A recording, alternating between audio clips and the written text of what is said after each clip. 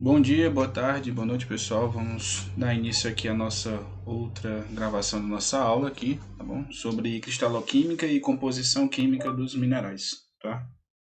Não, Google não.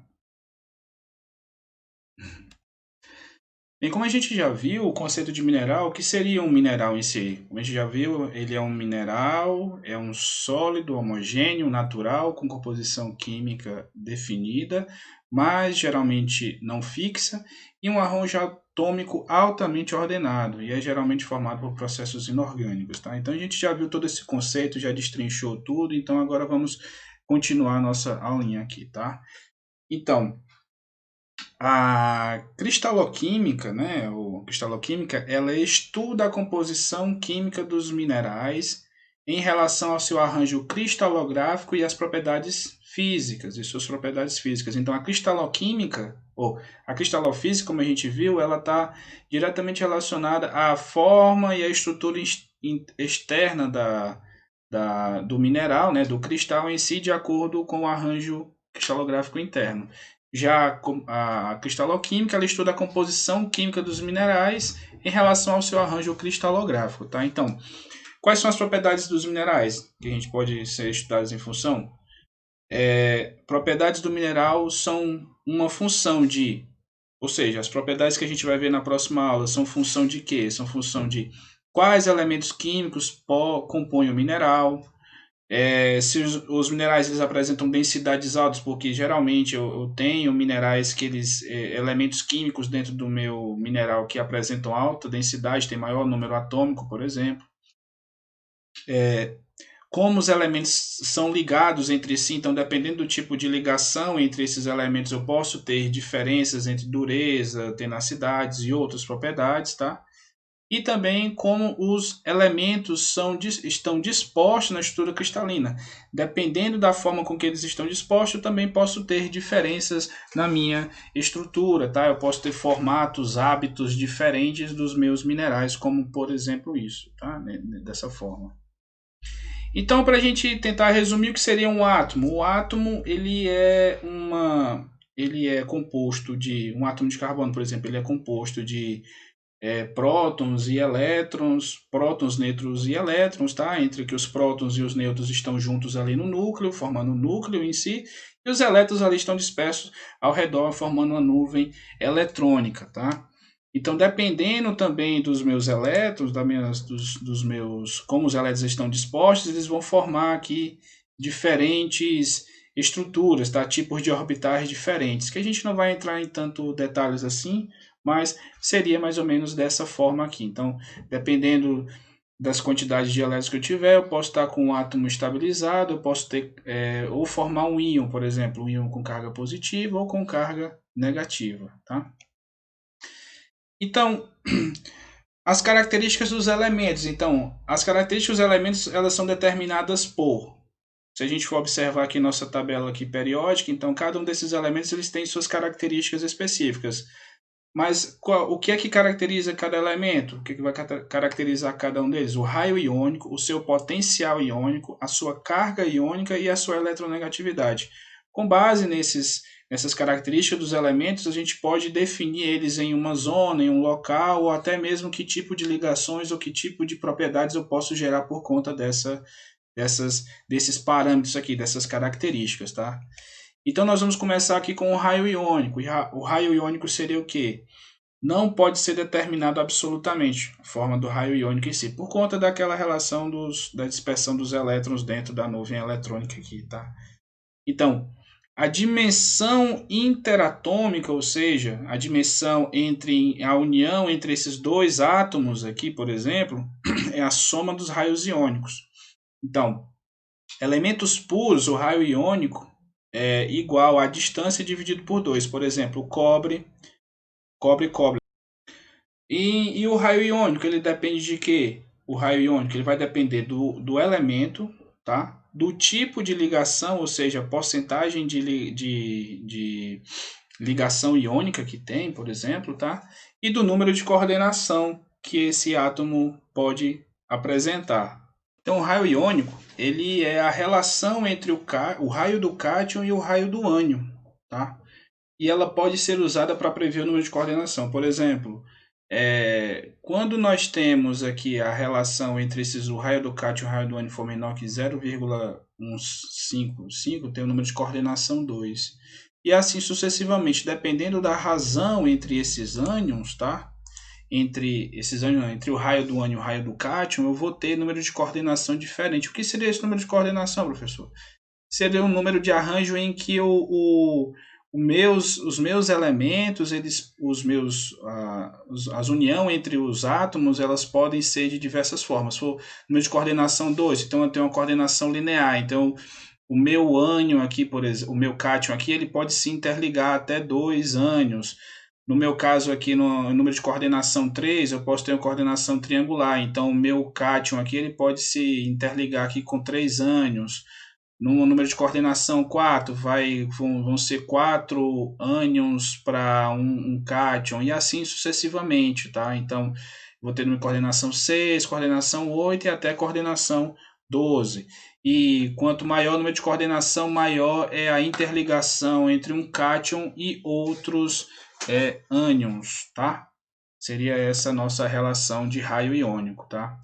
O potencial iônico seria a energia necessária para remover um elétron, tá? Então, o potencial iônico ele vai depender diretamente do tamanho, ou seja, do raio do íon completo. O íon seria o quê? O raio iônico seria entre a junção do cátion e do ânion e também da carga do íon. Então, o potencial iônico o potencial iônico ele aumenta na medida que a gente segue da esquerda para a direita da nossa tabela periódica, tá? E ela diminui de cima para baixo da nossa tabela periódica. Então, da esquerda para a direita eu tenho um aumento aqui do meu potencial iônico, ou seja, eu consigo remover maior quantidade de elétrons aqui e vai diminuindo na medida que a gente segue da parte de cima para baixo da nossa tabela periódica. Então, geralmente cresce da esquerda para a direita da tabela periódica dos elementos químicos, ou seja, o potencial iônico, tá? O potencial iônico, eles vão depender da carga do íon. Por exemplo, o aumento do potencial iônico coincide com o progressivo preenchimento dos orbitais eletrônicos e expressa a redundância dos átomos em perder elétrons dos orbitais que estão quase sempre completamente preenchidos, tá?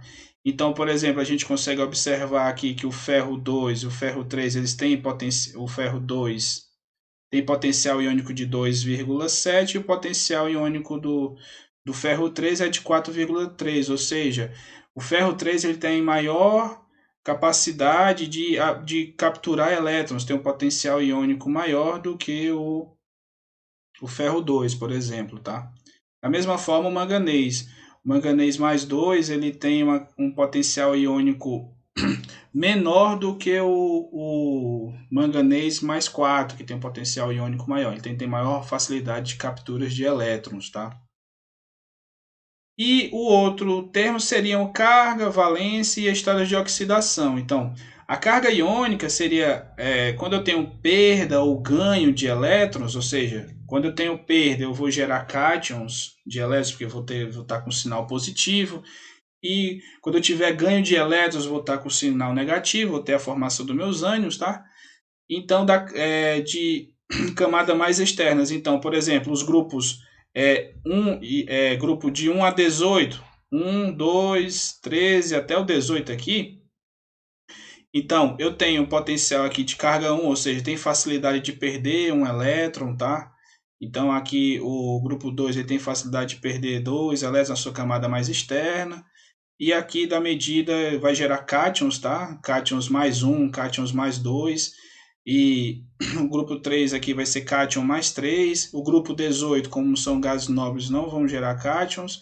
O grupo 17 aqui vai gerar menos 1, então cloro, flúor, bromo. O oxigênio vai ter carga menos 2, então também tem carga iônica de menos 2 e assim sucessivamente, tá? Elementos de transição, ou seja, que vão estar aqui, eles podem apresentar cargas diferentes. Por exemplo, o ferro pode apresentar cargas mais 2, mais 3. O manganês pode formar de mais 1 até mais 7, tá? Então, dependendo dessas cargas, eu vou também ter formação de ligações químicas diferentes, por exemplo, tá? Ou mais fortes ou mais fracas, tá? E o outro fator, características que é importante a gente estudar um pouquinho, é a eletronegatividade. O que seria essa relação da eletronegatividade? Seria a medida da atração do elétron, ou seja, a facilidade com que um elétron pode ser atraído. E ela aumenta para a direita e diminui para baixo. Ou seja, da mesma forma que eu tenho a relação do potencial iônico, potencial de capturar elétrons, esses elementos aqui eles têm uma eletronegatividade maior, então eles vão ter a facilidade de ceder esses elétrons para a formação dos outros cátions, tá? Para união com outros cátions. Então, quanto maior aqui a minha eletronegatividade, maior essa medida da atração dos elétrons em si. Então, um exemplo, a eletronegatividade aqui do flúor, ela é maior do que a do hidrogênio. Ou seja, o elétron em um HF, por exemplo, um ácido fluorídrico, fica mais perto de F do que do H. Ou seja, como eles têm a maior facilidade de atrair os elétrons vão ficar mais a nuvem eletrônica vai ficar mais próxima do flúor do que propriamente do hidrogênio. E geralmente cresce da direita para a esquerda, ou seja, ele cresce da direita para a esquerda, tá? Bem, mas com essas características que a gente viu, potencial iônica, carga iônica, eletronegatividade, tá? A gente consegue, o raio iônico também, a gente consegue trabalhar a questão das ligações químicas. O que seriam as ligações químicas? São as forças de atração que mantêm as partículas unidas em um retículo cristalino ou em uma molécula, no caso, tá? Em qualquer outro. As ligações químicas elas ocorrem mediante a interação dos orbitais externos incompletos, tá? Onde se alojam os elétrons de valência dos átomos envolvidos. Quer dizer o quê? Que os elétrons que vão se interagir com os elementos, com os cátions e os ânions são esses elementos da camada mais externa, tá? E ocorre entre átomos que procuram se tornar estáveis. Quais são os elementos minerais estáveis? São os gases nobres. Então, todos os outros elementos eles vão tentar, se eles estiverem em forma de íons, eles vão tentar chegar a se tornar, vão procurar se tornar mais estáveis, tá? E as ligações químicas elas são as responsáveis por unir os átomos que formam os minerais. E os tipos de ligação eles são diretamente responsáveis pelas propriedades físicas e químicas desses minerais. Então a gente vai ver no decorrer agora desses nossos slides quais são os tipos de ligações químicas, tá? Então as ligações químicas elas definem grande parte das propriedades dos minerais. E quais são os tipos de ligações químicas? Elas podem ser do tipo iônica, covalente, metálica, van der Waals e ligações de hidrogênio, tá? Essas três aqui são as mais comuns, tá? E essas de van der Waals ligações de hidrogênio são um pouco mais raras, tá? Então vamos começar aqui. Vamos começar um pouquinho sobre as ligações iônica, covalente e metálica. Então, quando os átomos envolvidos para procurar ligações que procuram adquirir uma configuração estável com os seus respectivos orbitais de valência, assemelhando-se aos orbitais completamente preenchidos dos gases nobres. Então essa é a tendência que todos os átomos tendem a ter uma configuração estável, tá? Então eles usam esse artifício da ligação química. E quando a gente tem uma ligação química do tipo iônica, ou seja, uma ligação iônica em um mineral, ela vai tentar a ser entre um metal e um não metal, tá? Então, um ou mais elétrons de uma camada de valência de um átomo são transferidos para a camada de valência do outro átomo, atingindo assim a configuração dos gases nobres. Ou seja, na ligação iônica, a doação, ou seja, eles cedem os elétrons de um não metal para um metal, para tender a ficar com essa configuração mais estável. Tá? E como seria isso? Na ligação iônica, ou seja, entre metal e não metal, eu tenho que, por exemplo, entre lítio e flúor, então o lítio ele vai ceder um elétron, o lítio ele vai tender a ceder um elétron para o flúor, para eles ficarem com configuração mais estáveis, tá? Então essa vai ser a ligação entre um metal e um não metal. Os minerais formados através de ligações iônicas são, por exemplo, a halita, como a gente já comentou bastante, que é a formação cúbica, tá? Então a silvita, que é um cloreto de potássio, tá? E a fluorita, que é um fluoreto de cálcio, tá? Fluorita, a silvita e a halita, que são da classificação dos minerais dos halogenetos, tá? Então, os halogenetos. Então, esses tipos de elementos, eles formam ligações do tipo iônica, tá? Então, um elétron, ele é cedido de um flúor para o lítio, por exemplo, ou então do flúor para o cátion. No caso aqui, eu estou cedendo 2 elétrons de flúor aqui para o cátion é mais 2. O cloro e o potássio aqui, um elemento do cloro é cedido para o potássio para ocorrer essa ligação química, e aqui no cloro e sódio, um elétron aqui do cloro que estava com excesso de elétrons vai para o potássio o sódio para se gerar essa ligação química, tá? Iônica, tá? Aqui a gente tem outro exemplo, uma imagenzinha aqui mostrando a estrutura da halita. Então, essas ligações entre os elementos aqui são do tipo iônicas, tá? Então, são ligações que tendem a ser fortes, tá? Então, as ligações têm essa tendência a ser fortes. E os minerais que são formados através dessas ligações iônicas geralmente apresentam dureza e densidades moderadas, pontos de fusão não muito altos, ou seja, a gente não tem pontos de fusão aí da ordem aí de 1000 e poucos graus Celsius, tá? Apresentam baixa condutividade térmica e elétrica no seu estado sólido e apresentam alto grau de simetria, tá? Então essas são as características das ligações iônicas para os minerais que apresentam esses tipos de ligações, tá? A ligação covalente, ela vai ser uma ligação entre um não metal e um não metal, tá? Ou seja, os orbitais externos incompletos desses elementos, tá? Eles vão compartilhar os elétrons de valência com a sobreposição, ou seja, a interpenetração desses elétrons desses orbitais. Os dois orbitais eles vão se unir e vão fazer com que ocorra um compartilhamento, ou seja, os dois átomos com configuração parecida vão tentar roubar um elétron do outro, tá? E acabam sobrepondo seus orbitais, ou seja, a proximidade em relação à ligação iônica, por exemplo, vai ser bem mais próximo, porque eles vão tentar roubar uns elétrons dos seus orbitais, sobrepondo seus orbitais um com o outro, tá?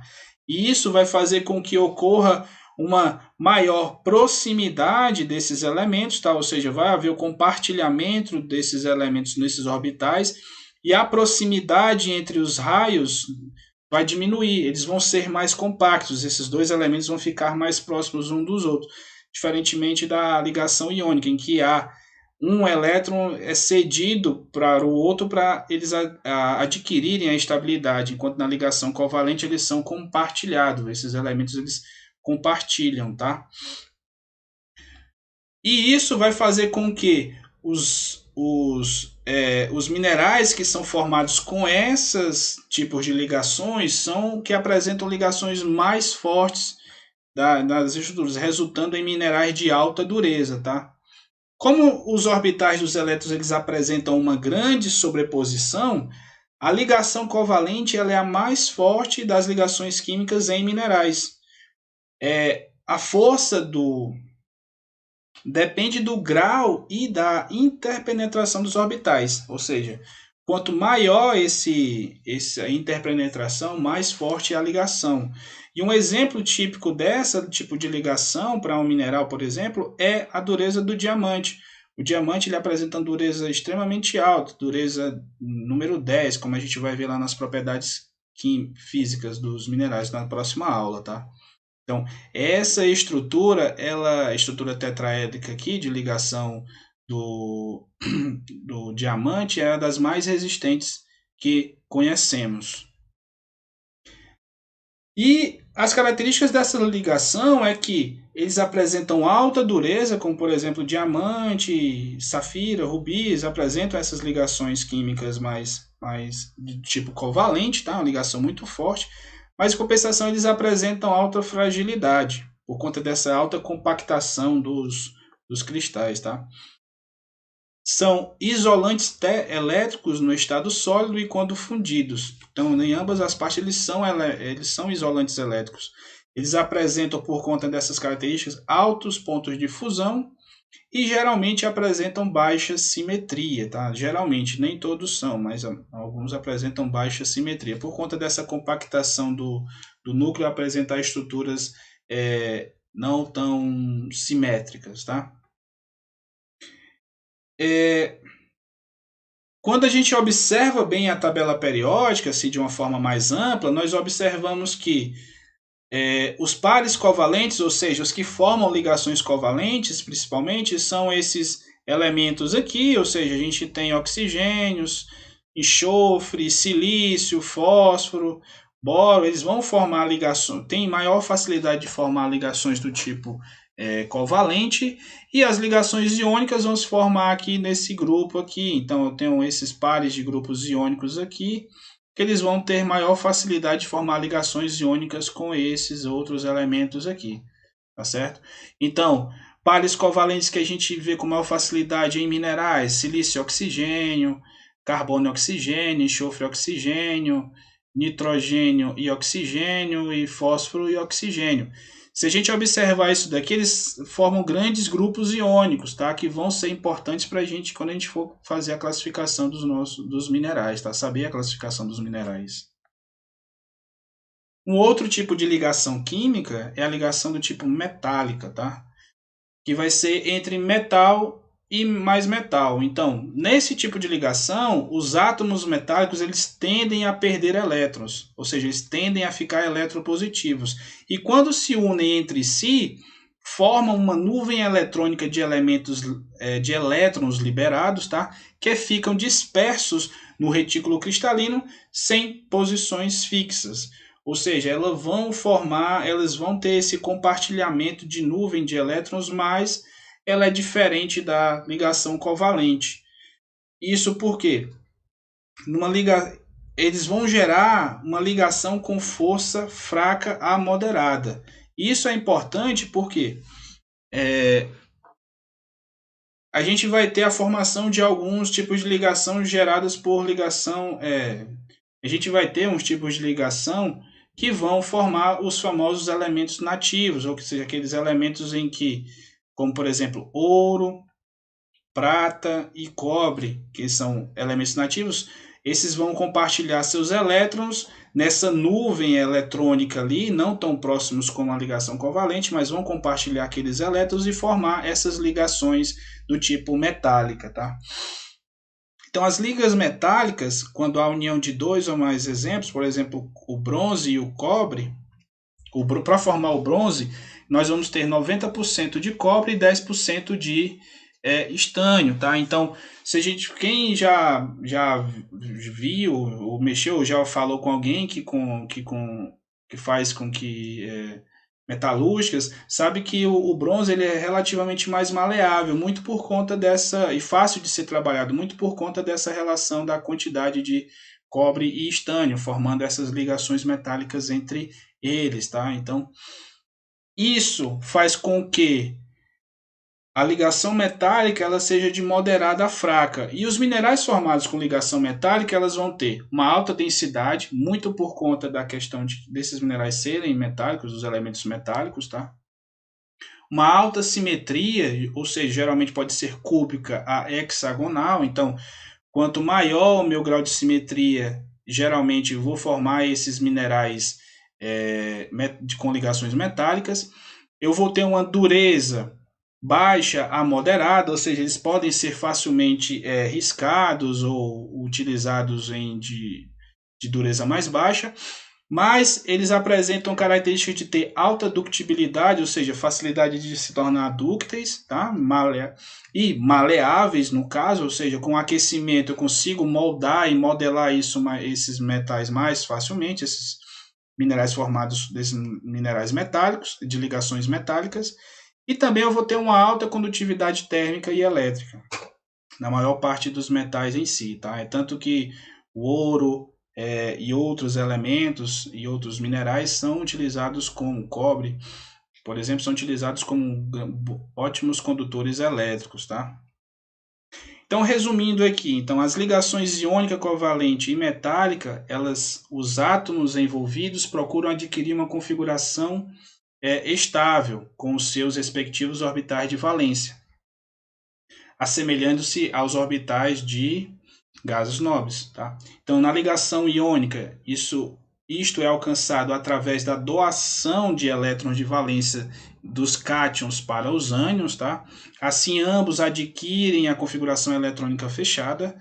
Na ligação covalente, os orbitais externos incompletos compartilham elétrons de valência com a sobreposição, ou seja, a interpenetração desses orbitais, e na ligação metálica, os elétrons de valência eles circulam livres pela estrutura, participando temporariamente de vários orbitais incompletos. Então, ligação iônica, doação, ligação covalente, compartilhamento com interpenetração, e metálica, os elétrons circulam livre dentro de uma nuvem metálica lá, que eles podem ser compartilhados entre si temporariamente. Tá? Depois desses, nós vamos ter a ligação de Van der Waals, que é uma ligação fraca, tá? Que são ligações decorrentes de cargas residuais. Tá? Eles ligam moléculas neutras e unidades estruturais, tá? E ocorrem junto de demais ligações. Vamos ver como, por exemplo, um exemplo típico que a gente pode observar é na mica, que é um mineral que ele é placoso, placóide. Imaginem um amontoado de folhas como esse daqui, em que eu vou ter ligações de Van der Waals que vão separar uma folha da outra, tá certo?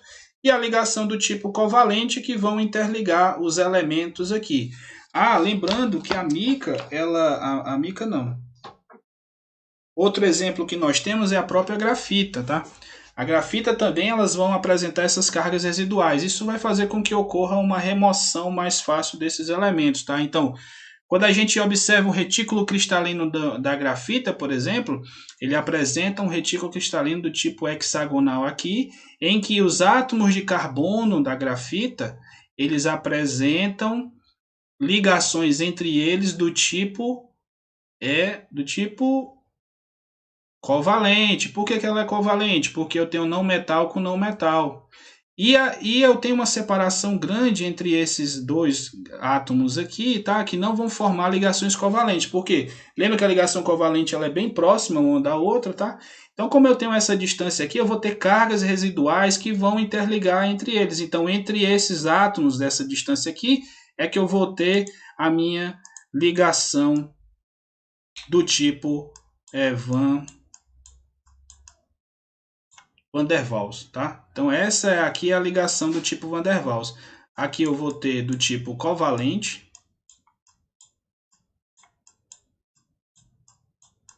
Nossa, é muito ruim isso. E aqui do tipo Van der Waals, tá bom? Entre esses elementos aqui. Nesse exemplo aqui a gente consegue observar bem que as características da ligação do tipo Van der Waals, aqui por exemplo o mineral de grafita, ela é a ligação mais fraca de todas as ligações químicas entre minerais, tá? E elas formam tipicamente em cristais moleculares unindo moléculas eletricamente neutras, tá? Então, se a gente for observar lá na estrutura do slide anterior aqui, eles apresentam já uma certa neutralidade entre eles por conta da sua ligação já estar completa. Mas como o carbono vão sobrepondo um por cima dos outros, eu vou ter cargas residuais que vão interligar entre esses dois minerais, formando a grafita aqui, tá? E ela resulta, a ligação de Van der Waals resulta em uma baixa dureza e uma clivagem excelente dos minerais. Lembrando que clivagem é uma propriedade física que nós vamos estudar ela com mais detalhe lá na nossa próxima aula, tá? E outro tipo de ligação, para a gente finalizar aqui as ligações, são ligações de hidrogênio. As ligações de hidrogênio, elas ocorrem quando o hidrogênio se liga a um elemento de alta eletronegatividade, como por exemplo, o nitrogênio, o oxigênio, o flúor e o cloro, tá? Então, se a gente observar esses elementos aqui de alta eletronegatividade, então, eles têm a facilidade de atrair mais elétrons, né? Então, o único orbital do átomo de hidrogênio é, em grande parte, confinado em uma zona de sobreposição, ou seja, isso vai resultar aqui com que o outro lado do hidrogênio, ou seja, o outro lado que o hidrogênio do hidrogênio, ele se comporta como um próton positivo exposto, atraindo outros elétrons negativos. Então, vão formar essas ligações aqui entre eles. Então, se eu tenho um hidrogênio, eu tenho um átomo de oxigênio aqui, e ele vai interligar com o hidrogênio, ele vai ter uma facilidade aqui de atrair mais elétrons aqui, tá? Então ele vai funcionar como íon, que vai fazer com que atraia mais elétrons para cá, ou seja, outros elementos eletrônicos aqui, outros elétrons aqui, tá? Então isso vai fazer com que ocorra essa ligação entre eles. Então vai funcionar como sendo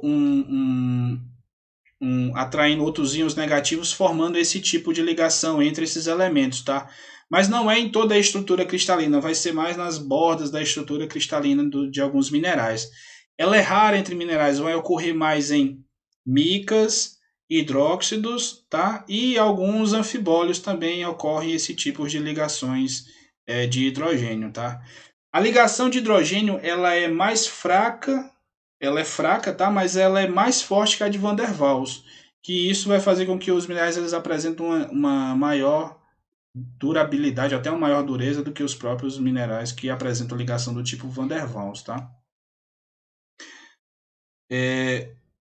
Esse aqui a gente já falou, vou pular esse aqui, mas são as características da ligação iônica, tá? Mas as ligações químicas, ela em grau de ser mais forte ou não, elas são de Van der Waals, pontes de hidrogênio, ligação metálica, iônica e covalente. Então as ligações iônicas são as mais fortes e a de Van der Waals são as ligações mais fracas. Lembrando que cada uma delas vão apresentar características diferentes e semelhanças diferentes, viu? Lembrem bem disso. Bem, nas ligações químicas, em muitos materiais naturais existem ligações híbridas, tá? Ou mistas, tá? A gente vai tentar verificar isso, tá? Ou seja, pode apresentar mais um tipo de ligação. E cada vértice desse representa um tipo de ligação pura, e o sombreamento representa esquematicamente a natureza mista dos mecanismos de ligação. Por exemplo, aqui na relação do cobre e galena tem uma ligação estritamente metálica, mas ela tem uma tendência em alguns pontos a ser iônica, no caso da galena. Tá? Nos minerais do tipo sulfeto e sulfossais, por exemplo, eu tenho uma tendência a eles serem uma parte metálica e parte covalente. Já nesses outros elementos aqui, silicatos, óxidos e halóides, eu posso ter minerais que podem apresentar ligações do tipo iônica e covalente, tá? Então, pode haver essa hibridação dentro da estrutura do mineral para a formação do mineral completo, por conta desses diferentes tipos de ligações químicas, tá? Mas não necessariamente elas são diretas, tá? Proporcionalmente, tá? Então tem que ver, a gente vê muito esse tipo. Bem, mas quando nós falamos sobre composição química definida, mas geralmente não fixa, quando a gente fala sobre esse contexto lá da definição de mineral, então os minerais estritamente puros são exceção a essa regra, tá? Mas quando eles não são puros, eu vou ter uma das características vai ser do tipo isomorfismo ou solução sólida. O que seria isso? Quando eu tenho uma solução sólida ou isomorfismo, quer dizer o quê? Que a estrutura cristalina de um ou mais sítios atômicos específicos são ocupados em proporções variáveis por dois ou mais elementos ou grupos aniônicos, tá? Ou também seja, uma mistura homogênea no estado sólido dotada de um arranjo cristalino. Mas, para ser mais resumido, os minerais no isomorfismo, ou solução sólida, os minerais eles apresentam a mesma estrutura cristalina, mas composição química diferente. O que seria isso? Então, eu tenho a mesma estrutura de um cristal aqui, por exemplo, mas eu posso ter a variação de alguns elementos, como troca de sódio por potássio ou sódio por cálcio nos grupos dos plagioclásios, tá? Eu vou ter o mesmo mineral, vai participar de um mesmo grupo, ele é um mineral isomórfico, mas eu posso ter alteração desses elementos químicos dentro do meu cristal, tá? E essas variações de elemento químico vai depender muito de quê? Vão ser facilitadas essa troca desses elementos químicos para dentro da minha estrutura, vai ser facilitada como? Primeiro, o raio iônico pode ser semelhante, ou seja, apresentar o mesmo parecido o mesmo tamanho, ou seja, quando a diferença do raio iônico de íons ele for próxima de 0 a 15%, ela vai ser a solução sólida, ou seja, o isomorfismo ela vai ser facilitada. Eu posso haver trocas, como por exemplo, manganês e ferro, eu posso ter a substituição desses dois elementos dentro da minha estrutura. Quando a diferença ela é muito grande, ela vai ser improvável, como por exemplo, sílica com sódio. Nunca vai haver uma substituição entre sílica e sódio, tá? Porque os raios iônicos são bem diferentes e não tem como haver essa substituição. Mas se por acaso a diferença for entre cálcio, sódio e alumínio, pode ser possível, mas ela é bem limitada. Eu não vou ter uma troca tão grande entre eles. Mas se for, por exemplo, entre sódio e cálcio, ela vai ser mais facilitada. Pode haver essa solução sólida, tá? Outra relação que vai fazer com que ocorra essa formação dessa solução sólida, do isomorfismo, vai ser quando eu tiver íons de carga semelhante. Caso contrário, né, não necessita de substituição acoplada, ou seja, se eu tiver magnésio mais 2 com ferro mais 2, ela vai ser também mais facilitada, mas se eu tiver magnésio mais 3 com ferro mais 2, já não vai ser tão, ou ferro mais 3 com magnésio mais 2, não vai ser tão facilitada assim. E também temperaturas altas, porque a temperatura alta vai fazer com que a minha rede cristalina do meu mineral ela seja mais maior, ela vai se expandir, ela vai se dilatar. Isso vai fazer com que ocorra, facilite essa entrada de outros elementos na minha rede cristalina, tá? Vai ser muito importante quando a gente vê isso, quando a gente quando nós estivermos estudando a parte de formação de minerais metamórficos, tá? Um exemplo aqui de solução sólida clássica é a série dos plagioclásios, em que de um lado eu tenho a nortita, que ela é um cálcio, alumínio 2, sílica 2O8, mais sódio, albita, a relação entre elas. Então, eu vou ter sódio, alumínio, sílica 3O3. Então, pode haver substituição aqui, ó, de cálcio e sódio entre eles em proporções diferentes, tá? Que vão fazer com que ocorra, lembrando que a gente pode observar aqui que eles são relativamente próximas entre sílica e alumínio, então pode haver uma possível solução sólida entre eles, ou seja, uma troca entre esses dois elementos, tá? Que aqui a gente consegue observar bem essa série dos plagioclásios aqui, tá? Então aqui eu tenho alumínio mais 2 e aqui alumínio só 1. Então, entre eles aqui, entre esse grupo dos plagioclásios, que a forma geral dos plagioclásios é cálcio, sódio, alumínio, sílica, mais sílica e oxigênio, essa forma geral aqui eu posso ter diversos outros minerais dependendo da proporção aqui entre cálcio e magnésio, tá? Então, é bom, entre cálcio e sódio, tá? Então, é bom a gente sempre ver que pode haver essas soluções, essa diferença entre um elemento e outro, tá? Formando minerais diferentes. Outro exemplo que vocês podem até dar uma pesquisada aí é sobre os elementos, a série das olivinas. Então aqui eu vou ter de um lado fosterita e faialita, vou ter uma troca entre magnésio e ferro. Então deem uma olhada aí que é bem interessante, tá? Um outro exemplo aqui de soluções sólidas é entre calcita, siderita e magnesita, tá? Então, dependendo da proporção desses elementos, eu posso ter uma diferença entre eles.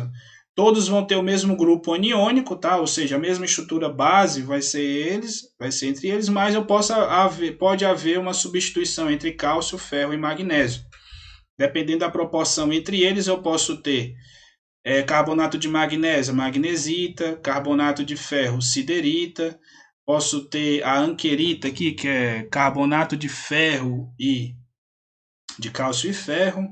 Posso ter aqui uma solução, pode haver também uma solução sólida aqui gerando aqui também cálcio, magnésio e carbonato, que seria dolomita, e assim sucessivamente, tá?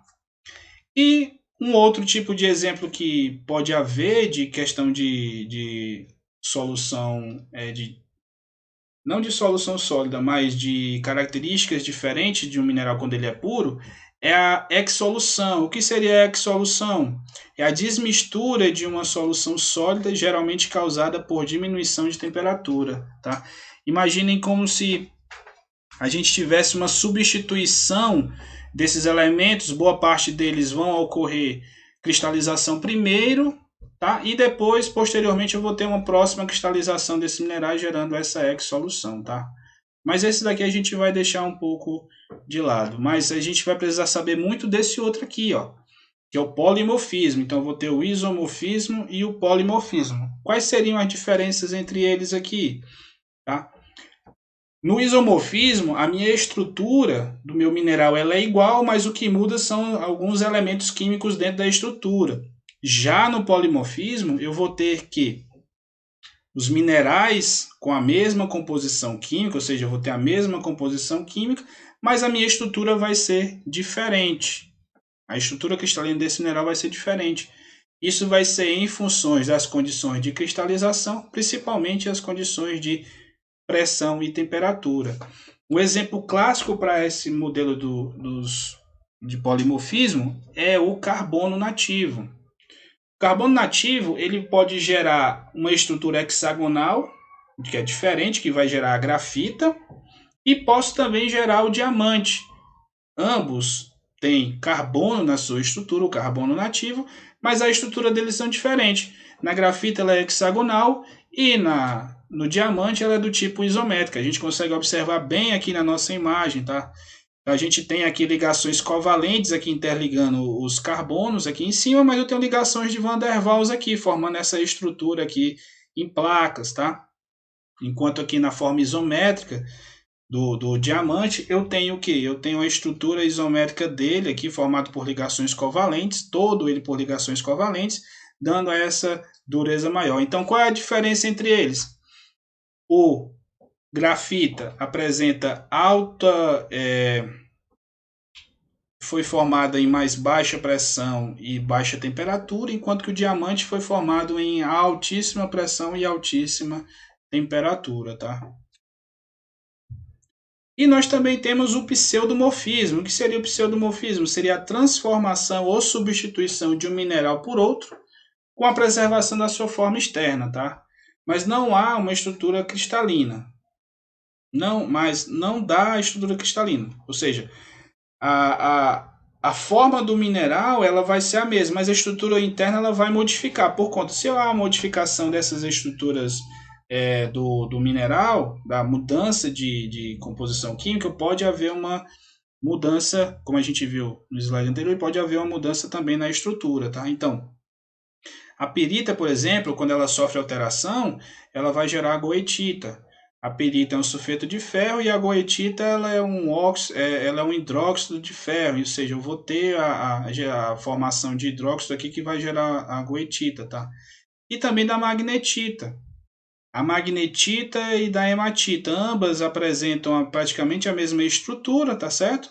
Apresentam composição química semelhante, mas por conta de algumas alterações do jeito, da orientação dos spins na magnetita, eu tenho o magnetismo natural dela, tá bom? Bem, esses são os livros e os materiais que vocês podem dar uma utilizada para revisão, tá? Eu vou disponibilizar alguns aí